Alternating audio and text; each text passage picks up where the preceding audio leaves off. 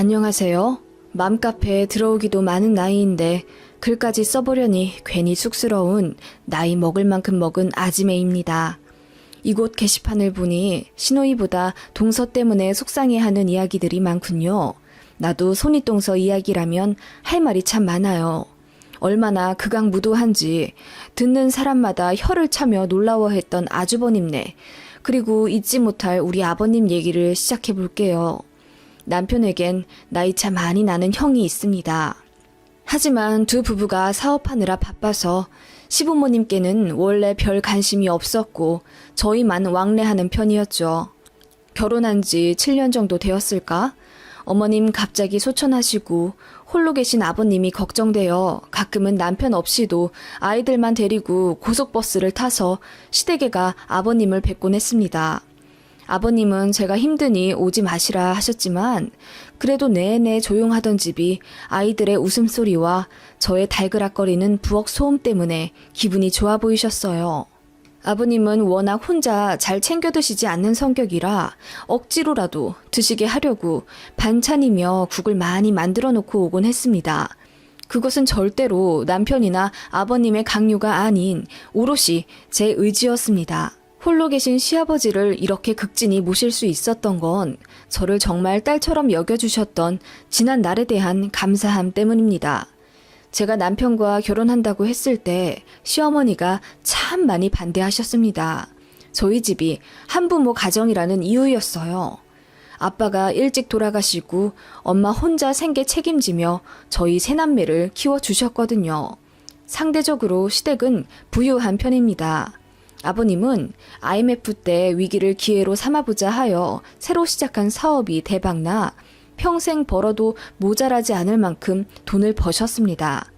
그런 집안 분위기인데 둘째 아들이 결혼하겠다며 데려온 여자가 별 볼 일 없어 보이니 어머님 입장에선 눈에 차진 않으셨겠죠. 이해합니다. 솔직히 말하면 대놓고 구박도 하시고 친정이 가난하면 시집살이 당연히 받아야 한다는 마인드이셨기 때문에 많이 힘들었습니다. 그런 시어머니를 말리시고 제 편을 들어주시던 분이 바로 시아버지였어요. 그만 좀 하시오. 돈이야 있다가도 없고 없다가도 있는 법인데 우리 둘째 며느리 인성은 돈으로 살 수도 없을 만큼 훌륭하잖소. 아버지 일찍 여인게 며느리 잘못이오. 그래도 어려운 환경에 이렇게나 잘 키워서 사회에 내보낸 사부인이 대단한 거요. 마음보 좀 곱게 먹읍시다. 내가 뭐 틀린 말 했슈? 기우는 결혼한 게 뭔 자랑이라고? 그렇게 툴툴 대시던 시어머니셨지만 아버님과 제 노력 덕분인지 결혼 5년 지나고 나서부터는 저를 며느리로 인정해 주시고 살뜰하게 잘 챙겨주셨던 분이라 험담을 하고 싶진 않네요. 게다가 돌아가신 분이기도 하고. 사실 시어머니 마음이 변하신 이유가 있습니다. 바로 손윗동서인 형님네가 사고를 치며 시부모님 속을 앵간히도 썩히셨거든요. 아주버님은 시아버지 따라 사업한다고 잘 다니던 공기업 관두고 포장 사업에 뛰어드셨습니다. 그런데 수급 문제를 잘 해결하지 못해 몇 년간 지지부진하시다가 결국 적자 상태로 폐업하셨어요. 그때 시아버지가 도움을 주셨는데 너무도 쉽게 위기에서 탈출한 아주버님껜 그게 독이 되었던 건지 또 겁도 없이 더 크게 사업을 시작하시더라고요. 이번엔 형님까지 같이 시작하셨는데 역시나 잘 안 되었고요. 돈이 뭔지 형님네는 궁지에 몰리자 시댁을 쥐어짜내기 시작했습니다. 아주버님이 새벽 2시에 시댁에 찾아와 당장 3천만 원이 필요한데 대출을 하도 많이 받아 돈 나올 구멍도 없고 사람들한테 하도 많이 빚을 져 빌릴 사람도 없다며 울고 불고 난리쳐서 아버님이 1,000만 원 더 얹어서 4천만 원을 그냥 주셨대요. 그동안 해준 돈이 많으니 이걸 마지막으로 더 이상 부모에게 손 벌리지 말라는 뜻이었는데 형님네는 잘못 이해한 모양이었습니다. 툭하면 찾아와 1,000만 원, 2천만 원을 빌려달라 울상이고 급기야 나중에는 빠듯하게 살아가는 저희한테까지 손을 벌리기 시작했습니다. 그러다 충격적인 사실을 알게 되어 시어머니가 뒷목을 잡고 쓰러지셨죠. 돈 없다 노래를 부르던 형님네가 어느 틈에 서울에 그것도 한강뷰 32평짜리 아파트를 자가로 떡하니 매매해 놨더군요. 자기들 살 길을 다 알아서 해놓곤 그렇게 시부모님 노후 준비 돈까지 빼내가며 쥐어 짜냈던 것입니다.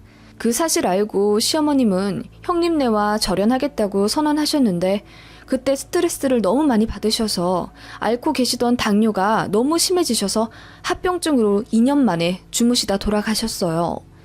주무시다 돌아가신 건 다행이지만 돌아가시기 직전 한 달 정도는 눈도 거의 실명하셔선 저랑 아버님이 겨우겨우 거동을 도와드리곤 했습니다. 아무튼 그런 상태였고 아버님도 큰 아들네에게 너무 실망해서 자식은 저희만 있는 셈 치기로 하셨어요.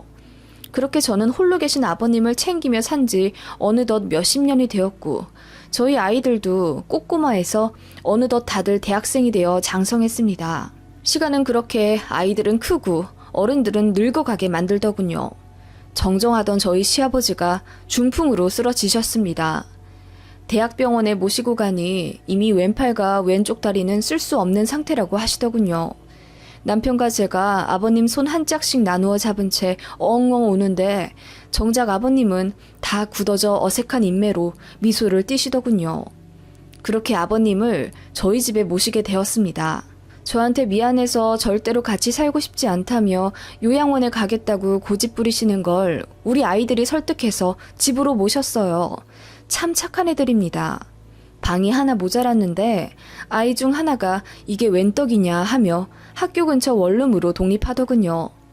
할아버지, 나 할아버지 덕분에 따로 나가서 살아. 고마워. 이제 맨날 밤 늦게까지 게임해야지. 아싸. 해맑게 웃으며 철없이 말하는 큰아들 놈의 속내는 아마도 할아버지 마음속에 있는 미안함과 부담감을 조금이라도 덜어드리려 한 배려였겠죠. 그렇게 밤새도록 게임하겠다던 큰아들은 게임은커녕 늦게까지 알바하고 공부하며 제 앞가림 찾아가더군요. 아무튼 그렇게 중풍으로 쓰러진 시아버님을 집에 모셔 간호하게 되었습니다. 어렵지 않았다면 거짓말이겠죠. 따로 살며 주말마다 찾아뵙고 잘 지내시는지 봐드리는 것과는 완전히 다르더군요.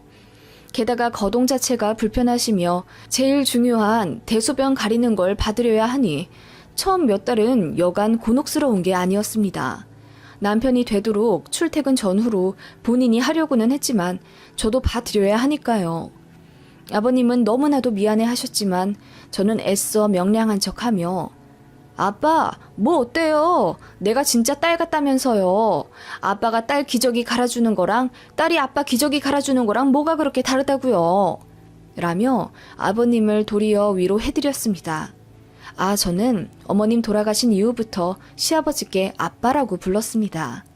그렇게 식단도 아버님 위주로 맞추고 틈틈이 재활운동과 매일 산책까지 제가 도맡아 극진히 간호해드리니 기적은 있는 건지 아버님 어눌하시던 말투도 돌아오시고 점점 손과 다리에 힘이 들어가시더군요. 대학병원에서도 이 정도면 몇 없는 확률이라 하시며 놀라워 하시더라고요. 제가 말했죠. 아빠, 다 제 덕분인 거 아시죠? 내가 보기 드문 효녀라 그래. 그게 무슨 소리야. 빨리 내 집에 가고 싶어서 내가 열심히 운동한 덕분이지. 저희는 그렇게 웃으면서 서로의 손을 잡으며 농담했지만 흘러나오는 눈물은 막을 길이 없더라고요. 그렇게 대학병원 로비에서 한참 울고 웃었던 기억이 나네요. 그런데 행복도 잠시 점차 회복하시던 아버님의 간 수치가 심상치 않더니 급기야 급성 간경화로 진행되고 말았습니다. 그렇게 점점 심각해지시며 식사도 잘 못하시더니 어느새 약으로는 치료가 힘든 수준까지 오게 되셨습니다. 수술로도 당연히 회복을 기대할 수 없는 수준이 되었고요. 그렇게 저희 집에서 모신 지 9년째 되던 해 아버님은 병원에 입원해서 고생하셨는데 담당 교수가 결국 호스피스로 전원을 권하시더군요. 예전 같으면 저한테 미안해서 가겠다고 하실 양반인데 아버님이 웬일로 안 가겠다 하시더라고요. 연주야, 조금만 더 고생해 줄 수 있느냐? 내가 죽을 때가 다 돼서 그런지 아님 노망이 났는지 이젠 니들이랑 떨어지기가 싫어서 그래. 아빠, 무슨 그런 말씀을 하세요. 당연한 거죠. 집에 가요. 아버님은 무슨 직감이라도 받으셨는지 저희와 한시도 떨어져 있기 싫다며 저희 집에 간다고 하시더군요. 그렇게 다시 저희 집에 모셨고 마침 남편도 정년 퇴직하여 남편과 같이 병간호를 했어요. 아버님은 속이 거북해 매일 6번에서 7번은 토하셨고 기력이 모두 쇠진해 어느 날은 말 한마디 못하신 적도 있습니다. 얼굴은 점점 까맣게 변해가시고 손도 덜덜 떠시고 그 모습에 저는 눈물 마를 날이 없었죠. 그런데 갑자기 아주머님네가 찾아오시더라고요. 연락도 없이 갑자기 말입니다. 누군가 초인종을 눌러 인터폰을 보니 아주버님네였습니다. 놀라서 왜 오셨냐 하니 문이나 열으라고 쾅쾅 대더군요. 그렇게 문을 열었더니 갑자기 울고불고 쳐들어와 아버님 괜찮으세요? 아버지, 우리 아버지 어떡해. 인천 당숙 어르신께 이제야 들었어. 아버지 위독하시다고. 하며 아버님 손을 잡고 울기 시작하더군요. 떨떠름한 아버님과는 다르게 두 형님네 부부는 아파트가 떠나가라 울부짖더군요. 한참을 울던 형님이 갑자기 저를 돌아보며 째려보더니 동서, 아버님 병간호를 어떻게 해드렸길래 이 지경이 되셔. 아버님 연세가 많으시다곤 해도 이 나이에 벌써 이렇게 몸 상태가 안 좋아지실 리가 없는데 밥은 제대로 해드린 거야? 하더라고요. 그 말을 듣고 머리가 띵해지며 입이 붙어버린 듯 아무 말 못하겠더라고요. 당시 제 편 들어줄 남편은 잠시 외출해 있고 아버님도 뭐라 소리는 치셨지만 형님네의 고성 때문에 결국 저만 공격받는 상황이 되었습니다. 그렇게 두 부부는 제 탓을 하기 시작했어요. 제가 시아버지를 제대로 못 모셨다는 겁니다. 식사도 잘 챙겨드리고 운동도 잘 봐드렸으면 이렇게 되지는 않으셨을 거라며 저를 천하의 나쁜 며느리로 몰아붙이며 급기야 쌍욕까지 내뱉더군요. 미친년, 그렇게 착한 척 하더니 결국 우리 없으니까 지 시애비 이 꼴로 만들어 놓네. 다 너 때문이야. 망을년, 위선자. 그 말에 정신이 돌아와 저도 울부짖기 시작했죠. 갑자기 찾아와 이게 무슨 망언이에요. 내가 아버님을 얼마나 우리 아빠처럼 열심히 모셨는데요. 재수씨, 아버지 있어본 적도 없으면서 무슨 아빠처럼 모셨다고 거짓말을 하는 거야. 딸 노릇, 자식 노릇도 해본 사람이 아는 거지. 애초에 아버지도 없이 살아온 주제에. 피식 웃으며 아주버님이 절 비웃는데 바보같이 그 말에 제 마음이 무너져 내렸습니다. 그렇게 갑자기 찾아온 형님네 부부는 결국 본론을 말하더군요. 이제 우리가 아버님 모셔. 그렇게 알고 있어. 뭐라고요? 아버님을 모신다고요? 어디서 이제야 나타나선 아버님 모시겠다고 행패를 부리는 거예요. 당신들 아버님이 지금 뭘 겨우 드시는지, 어떤 자세로 앉아 계셔야 오심이 좀 덜 하시는지 그런 거 알지도 못하면서. 그거야 이제부터 알아가면 되는 거고. 아무튼 아버지, 이제 이런 좁은 집구석에서 그만 답답하게 계시고 우리 집 가요. 내가 아버지 모시려고 방 하나도 치워놨어. 그렇게 강제로 노쇠한 아버님을 들어 올리려 하는 아주버님을 어떻게든 막으려 안간힘을 썼고 그 사이 다행히 남편이 귀가해 상황을 빠르게 판단하고 아주버님과 몸싸움을 벌이기 시작했습니다. 아, 정말 그러고 싶진 않았는데 결국 아버님 앞에서 형제들 싸움을 보이고야 말았습니다. 아버지가 말씀도 제대로 못하신 채 눈물만 뚝뚝 흘리시더군요. 제가 뒤늦게 아버님 눈물을 닦아드리려 휴지를 뽑아 죄송하다고 하며 아버님께 다가가자 팔짱만 끼며 지켜보고 있던 형님이 저를 구석으로 밀치며 본인이 아버님 눈물을 닦아드리더라고요. 그리고는 아버님 팔짱을 끼며 일어나시게 하는 걸 보고 제가 눈이 뒤집혀 막았습니다. 그때 아버님이 조용히 한마디 하시더군요. 큰아들 집으로 가겠다. 그 바람에 저와 남편은 충격 먹은 듯 아무 말도 못했고 아주버님과 형님이 씩 웃으며 잘 생각하셨다고 하더군요. 아버님은 당장 가지는 못하고 이틀만 시간을 달라고 하시며 아주버님네를 돌려보냈어요. 제가 아버님께 왜 그랬냐고 울며 여쭸어요. 사실 서운했습니다. 제가 그렇게 몇십 년 동안 아버님을 봐드렸는데 아버님도 결국 다른 어르신들과 별 다를 바 없이 사랑은 장남이구나 싶어 허무하기도 했고요. 아버님은 다른 말씀은 안 하시고 전화번호 하나를 내미시며 이 사람 좀 집으로 오게 해달라고 하시더군요. 그 다음날 그렇게 손님 한 분이 찾아오셨고 아버님과 방에서 긴 이야기를 나누시더군요. 손님이 가시고 나서 왔다 가신 분이 누구냐고 여쭤보니 그냥 먼 친척이라고 말을 아끼시길래 더 묻진 않았습니다. 그리고 아버님은 간단하게 짐을 챙기신 채 큰아들 내에 가겠다며 데려다 달라고 하시더군요. 저희는 가지 말라고 애원했지만 아버님은 의지가 굳건하셨어요. 어쩔 수 없이 아버님 약과 호흡에 치료한 의료기기들 그리고 쓰시던 장비를 챙겨서 형님네로 향했습니다. 형님 주소를 내비에 쳐 이윽고 당도하니 그곳은 매매가 30억이 넘는 아파트 대단지더군요. 형님 말로는 시부모님과 절연한 이후 사업이 급속도로 잘 되어 돈을 많이 벌었다고 하더군요. 아무튼 그렇게 아버님을 형님네에 모셔다 드리고 형님에게 아버님 관한 중요 사항들과 봐드려야 하는 매뉴얼들을 자세히 전달해드렸어요. 인수인계라고 해야 할지. 솔직히 형님네가 좋은 사람들이 아닌데 걱정이 안 될 리가 없잖아요. 아버님 여기다 맡기기는 죽어도 싫은데 아버님 고집이 상당하셔서 어쩔 수가 없었습니다. 아무튼 그렇게 마무리하고 아버님께도 고개 숙여 인사드리며 돌아서려는 찰나 아버님이 제 손을 잡으며 눈을 지그시 바라보시더라고요. 꼭 봄을 보듯이 저를 한참을 들여다보시더니 손을 토닥토닥 감싸 안으시며 그동안 고생 많았다. 너도 많이 늙었구나. 이제라도 편하게 살아라. 내가 원하는 건 이제 그것뿐이다. 하시더라고요. 언제는 저희랑 떨어지기 싫다고 호스피스도 안 가시겠다 하더니 이제는 큰아들네한테 가신다 해서 마음이 조금은 섭섭했는데 그렇게 말씀하시니 억장이 무너지더군요. 그렇게 펑펑 울며 집으로 돌아왔고 아버님이 걱정되어 아주버님과 형님네한테 전화를 하니 잘 계신다고만 하더라고요. 그렇게 아버님을 형님네로 모셔다 드린 지 2달쯤 되었을까? 오전에 갑자기 전화가 와서 받으니 형님이었습니다. 동서, 여기 아산병원 응급실이야. 아버님이 숨을 잘 못 쉬셔서 급하게 왔어. 아버님이 동서 찾으신다. 빨리 와. 그 말에 남편과 미친 사람처럼 택시를 잡아타고 병원으로 갔습니다. 아버님은 그 사이 산소 포화도가 급격히 안 좋아져 중환자실로 옮겨가셨더군요. 의사 얘기 들어보니 몇 주 전에도 한번 병원에 실려 오셨나 봐요. 그때도 이미 복수가 많이 차 있는 상황이라 기도 호흡과 물 섭취조차도 힘드셨는데 아버님이 죽어도 입원 안 하시겠다고 했나 봐요. 형님이 저한테 연락해보겠다고 했는데도 절대 그러지 마시라고 하셨답니다.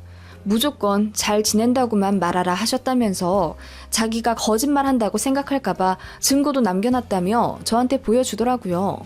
녹음본 들어보니 정말로 아버님이 아주 작은 목소리로 연주한테는 잘 지낸다고만 말하라 시키시는 아버님 음성이 담겨 있었어요. 그 목소리 듣자마자 눈물이 너무 났어요. 어떻게든 우겨서 우리가 모실 걸, 형님네 못 가게 할 걸, 그런 후회가 들었습니다. 저희는 그래도 아버님이 큰아들이랑 영 끊었던 것에 대해 내심 마음이 아파서 마지막 얼마간은 같이 살고 싶어 하셨나 보다 생각했거든요. 아버님은 그렇게 중환자실에서 결국 눈을 감으셨습니다.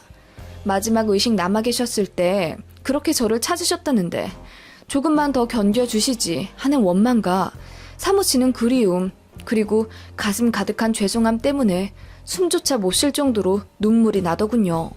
3일장을 어떻게 치렀는지도 기억이 안 납니다.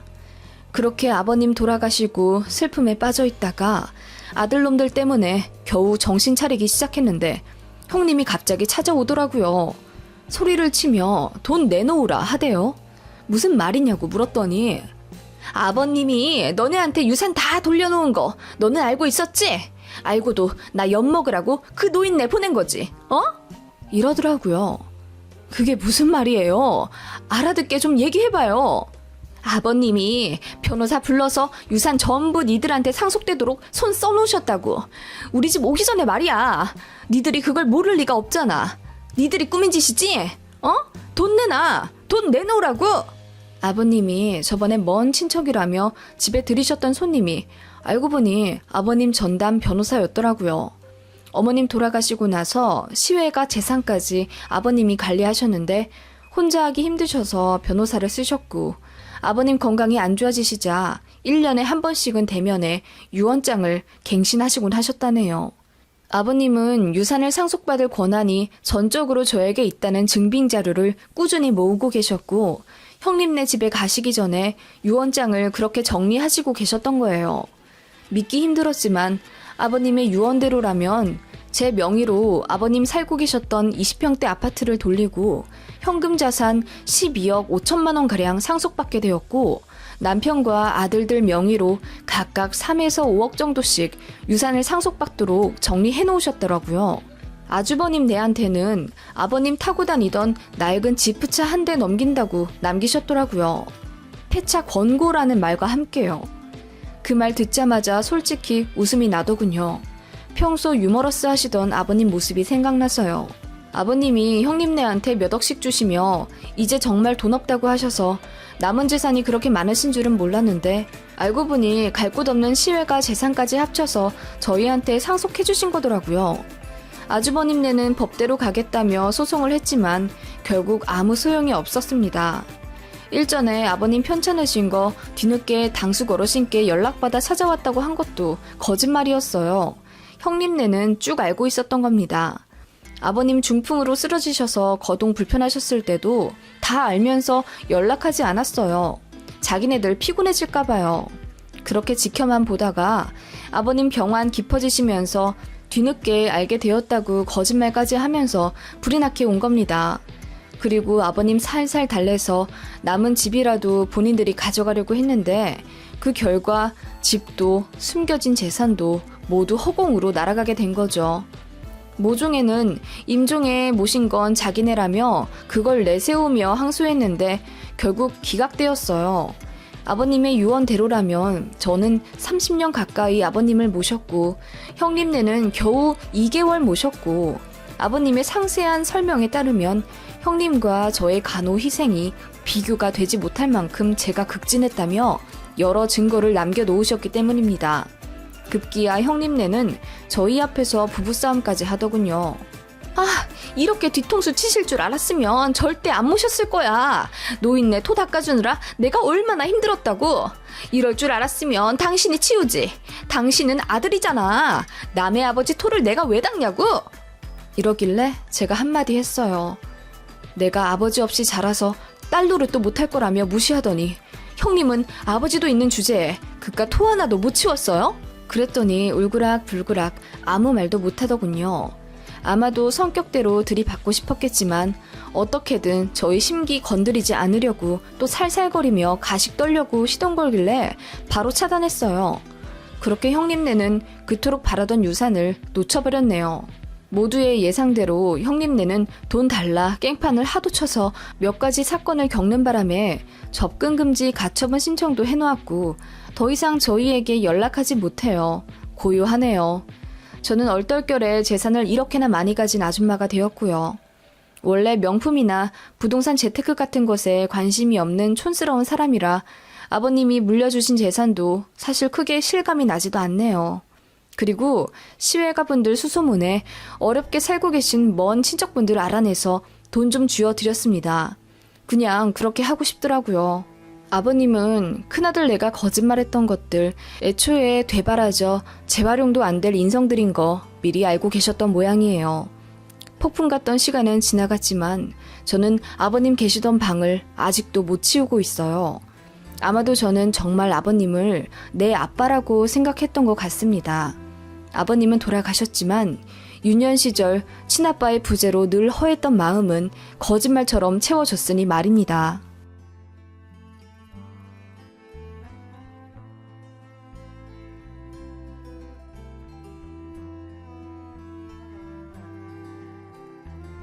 안녕하세요.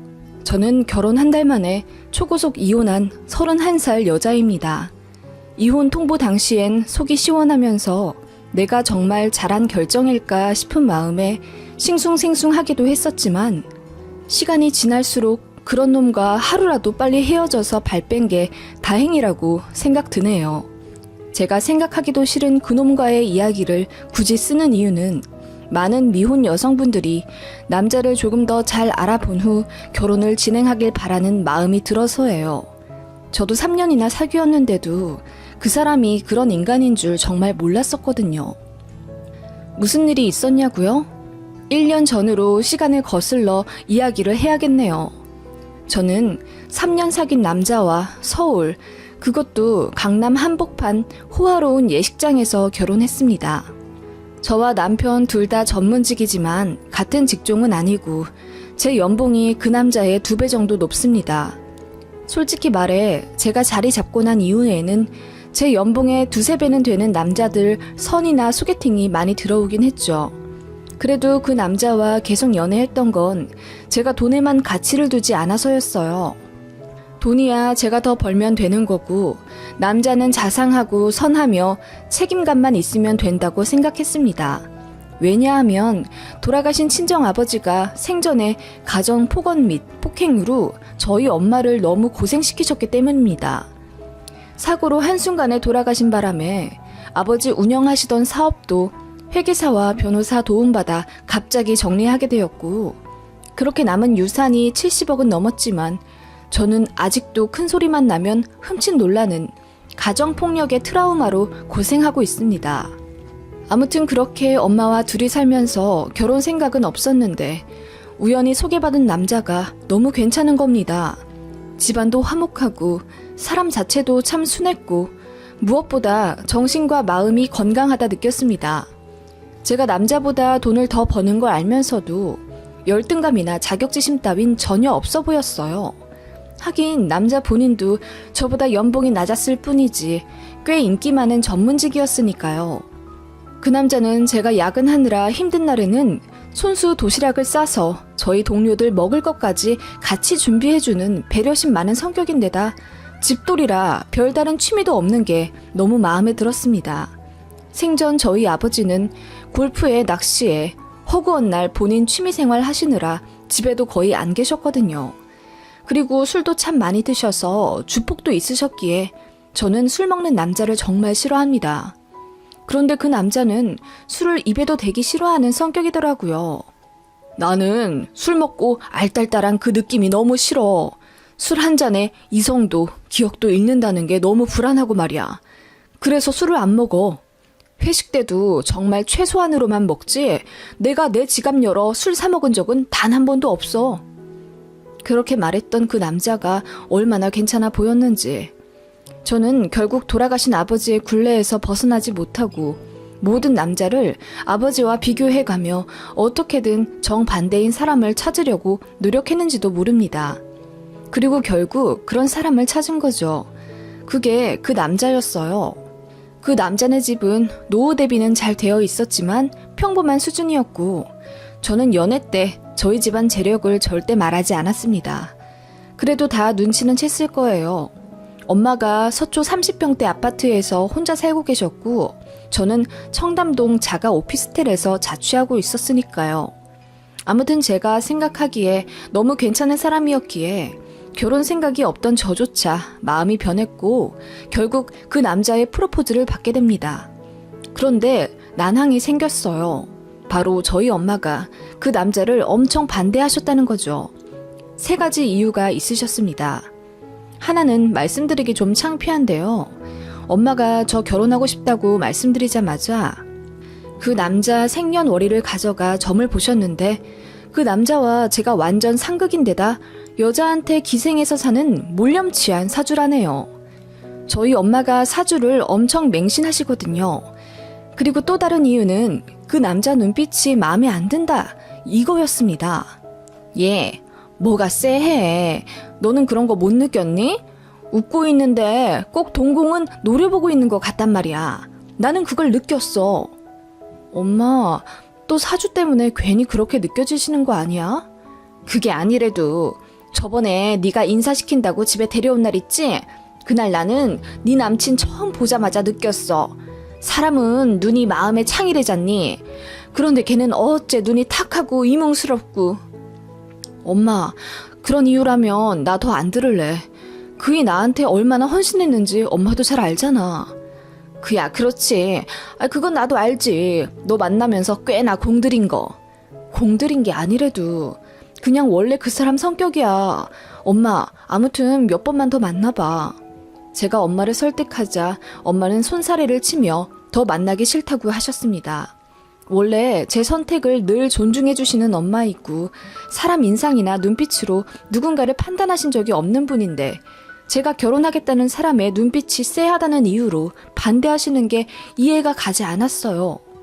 그리고 세 번째 이유는 많은 분들이 예상하실 것처럼 너무 차이나는 재력이었습니다.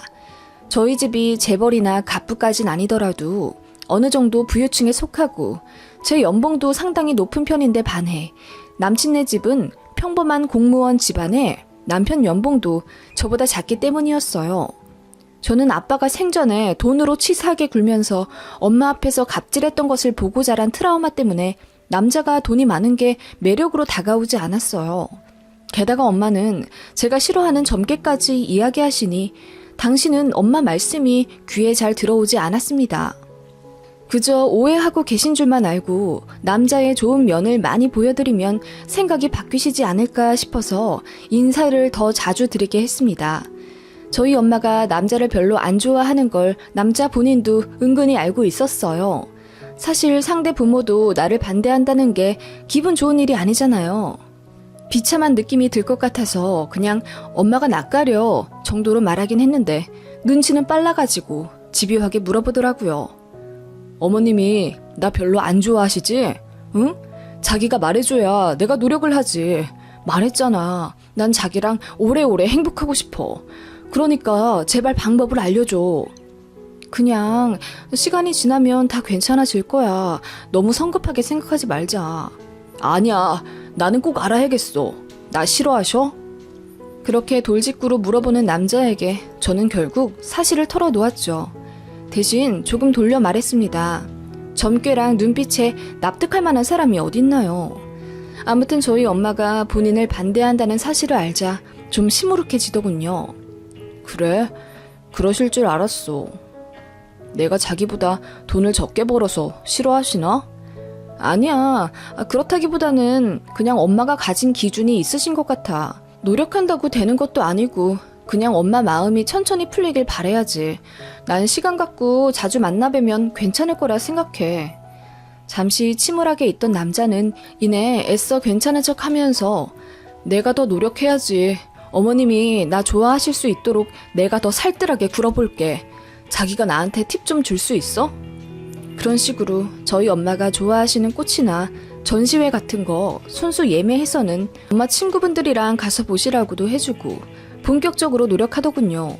그래도 엄마 마음은 별로 바뀌진 않았어요. 오히려 부담스러워 하셨습니다. 그치만 남자의 꾸준한 공세로 결국 엄마도 남자의 자상함에 두 손 드셨고 결혼을 허락해 주셨습니다. 그렇게 결혼 허락을 받은 날 엄마와 남자와 셋이서 식사를 하는데 남자가 저희 엄마에게 물어보더라고요. 저 궁금한 게 있습니다. 저 왜 반대하셨어요? 이유를 정확하게 알고 싶어서요. 아니, 뭐 지나간 일 가지고 그래. 내 딸 아깝지 않은 사람이 어디 있겠어. 아마 사돈 되실 분들도 우리 딸이 별로 탐탁치 않으실 텐데 아들이 좋다 하니 그러려니 하셨을 거게. 다 그런 거지 뭐. 아니에요. 그래도 장모님은 저 정말 싫어하셨잖아요. 저한테 웃어주지도 않으시고. 아니 뭐 그땐 불편하기도 했고. 그래 뭐 마음에 안 찼으니까. 물어보니 대답하는 건데 솔직히 말해서 여자보다 훨씬 연봉도 낮고 대놓고 말해서 돈이 많은 집안도 아니잖아. 반대하지 않을 경우가 더 드물지 않겠나? 그런 단점 다 상쇄할 만큼 자네가 괜찮은 사람이고 우리 딸도 많이 사랑하니까 허락한 거지. 아, 네. 엄마의 대답을 듣고 고개를 끄덕이던 남자였습니다. 아무튼 그렇게 저희는 결혼했어요. 예물 예단이나 결혼 관련해서는 결정하는 문제에서 단 한 번의 트러블도 없이 잘 진행된 결혼이었습니다. 이제 행복한 일만 남을 줄 알았죠. 하지만 신혼여행 다녀와서 지옥은 시작됩니다. 저희는 칸쿤으로 여행을 갔어요. 둘 다 휴가를 오래 땡겼어서 2주나 실컷 놀고 마지막 날에 양가 어르신들 선물을 고르려고 지역 쇼핑몰에 갔습니다. 남편 어머님은 명품 가방 일할 게 없으시다고 하셔서 제가 200만 원대로 하나 골랐고 아버님은 80만 원대 시계를 샀습니다. 시누이 것도 하나 샀고요. 쇼핑몰 들어가자마자 1시간 정도 돌아다니며 시댁 것부터 샀고 남편도 고마워 하더라고요. 그리고 커피 한 잔 마시고 다시 쇼핑을 시작했는데 남편은 저희 엄마 선물을 고를 생각을 안 하더라고요. 제가 시댁에 드리는 선물값만 거의 350만 원 꼴이었는데 본인 서류 가방이랑 구두 고르기에만 혈안이 되어 있더라고요. 사실 신혼여행 내내 묘하게 변한 남편에게 살짝 기분이 상하던 차였습니다. 그래도 피곤해서 그렇겠지. 내가 결혼식 끝내고 너무 정신이 없어서 예민해서 그렇겠지. 라고 생각하며 애써 마음을 다듬었는데 남편은 신혼여행이 흘러가면 흘러갈수록 이전의 다정함은 슬쩍 없어지고 뭔가 건조한 반응을 하는 게 미묘하게 느껴졌습니다. 아무튼 그런 남편을 유심히 지켜보며 저 사람 언제 우리 엄마 선물 사나 보고 있었어요. 결국 4시간 쇼핑 시간 동안 저희 엄마 선물은 사지 않더군요. 곧 쇼핑몰 폐장이 다가왔고 제가 참다 물었어요. 여보, 이제 곧 쇼핑몰 문 닫는데. 아, 그래? 빨리 나가야겠다. 내일 아침에 바로 공항 가야 되잖아. 미리 가서 짐 정리 좀 해야지. 자기 다 샀어? 난 다 샀어. 나가자. 하며 아무렇지 않게 나서더군요. 제가 남편을 잡아 섰습니다. 여보, 그런데 우리 엄마 선물을 안 사? 어? 무슨 선물? 아니, 내가 어머님, 아버님이랑 아가씨 선물까지 사는 거 옆에서 다 보고 있었으면서 자기는 어떻게 우리 엄마 선물 하나 살 생각을 안 해? 아, 장모님? 장모님은 뭐 다 있으시잖아. 그리고 내가 사드리는 거 좋아하나 하시겠어? 나도 싫어하셨는데? 하면서 혼자 키득키득 웃더니 빨리 나가자고 저를 이끌더군요. 어이가 없어서 오는 길에 엄청 싸웠습니다. 그게 무슨 말이야? 지나간 일 가지고 왜 그렇게 비아냥대? 뭐가 지나간 일이라는 거야? 장모님이 결혼 전에 나 반대하신 거? 그래, 아니 상식적으로 이게 말이 되는 상황이야? 싫어할 것 같으니까 선물을 안 고르겠다고? 장모님 거 안 사. 사드렸다가 괜한 말 듣기도 싫고. 뭐라고? 말도 안 되는 소리였습니다. 저희 엄마는 혼전에 남편을 반대하시긴 했지만 앞에서 대놓고 싫다는 표시를 내거나 표정을 찌푸리신 적도 거의 없어요. 무뚝뚝하게 말을 안 하시기는 했지만 마음에 안 든다고 면전에서 뭐라 하신다거나 그러신 분은 절대로 아닙니다. 그런데 그렇게 막무가내로 저희 엄마를 폄하하는 게 너무 화가 났어요. 우리 엄마가 자기한테 뭐라고 한 적 있어? 갑자기 왜 이래? 나 너무 당황스럽다. 아니, 장모님 하면서 감사하다고 인사드릴 땐 언제고 결혼식장 나서자마자 갑자기 돌변하는 이유가 뭐야? 갑자기? 뭐가 갑자기인데? 나는 장모님이 나를 반대하신 거 엄청 상처야. 절대 안 잊혀져. 뭐라고? 그렇다고 해서 지금 이렇게 꽁에 있을 거야? 선물도 안 사고? 나 그럼 시댁 가족들이 이 선물들 다 그럼 환불하고 와도 돼? 제가 당장이라도 쇼핑몰에 되돌아가 모두 환불할 것처럼 액션을 취하자 당황해하면서 말리더군요. 그럴 필요까지 있어? 아니, 사실은 농담 반 진담 반이야. 장모님 선물을 왜 안 사? 입국하는 길에 면세점에서 사려고 했어. 면세에서 안 산다며? 현지에서 사는 게 훨씬 싸다고. 아니, 그건 다른 거고. 아무튼 장모님 거 당연히 사드릴 테니까 걱정하지 말고 이거 잘 챙겨. 그렇게 얼머무리는 남편한테 저는 너무 실망했어요. 남편은 면세점에서 저희 엄마 선물이라고 대충 아무데나 들어가서 5초 만에 하나 고르더라고요. 금액이 아니라 성의가 하나도 없어 보였습니다. 저는 그 꼴 보니 진짜 착잡했고 싸울 의지도 안 생기더라고요. 솔직히 말해서 패닉이라고 해야 하나? 사람이 저렇게 갑자기 바뀐 것에 너무 충격이었고 온몸이 덜덜 떨리더라고요. 그렇게 결혼식이 끝나기가 무섭게 저희 엄마 일에 관해서는 180도 달라진 모습을 보이며 되바라진 사위처럼 굴기 시작한 거예요. 신혼여행에서 돌아오면서 당연히 싸웠습니다.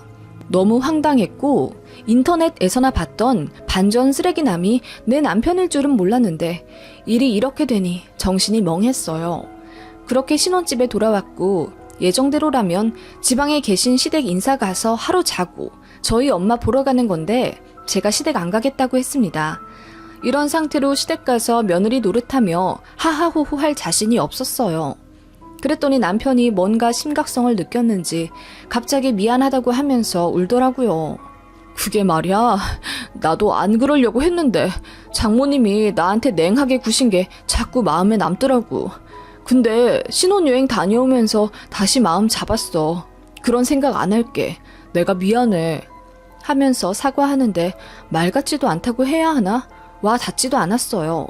다만 신혼여행에서 제 통한 목소리가 심상치 않은 걸 느끼시고 계속 걱정하시던 친정엄마가 생각나 일단 잘 다녀왔다고 양가 인사나 간단하게 드리고 오자고 했죠. 그렇게 저희 집이랑 시댁에서 억지로 웃으며 인사드리고 왔습니다. 그런데 남편 하는 꼴 보니 확실히 결혼 전에 저희 엄마한테 엄청 헌신적으로 깍듯이 대하던 그 모습이 사라지긴 했더라고요. 예전엔 저희 엄마가 무슨 말씀 하시면 말끝마다 네네 하면서 경청하던 놈이 저희 엄마가 말씀하시는 거 뻔히 보고도 스마트폰으로 기사를 보거나 주식을 하고 있더라고요. 어이가 없어서 팔을 탁 치면 그제야 떫은 표정으로 핸드폰을 주머니에 넣던 그놈이었습니다.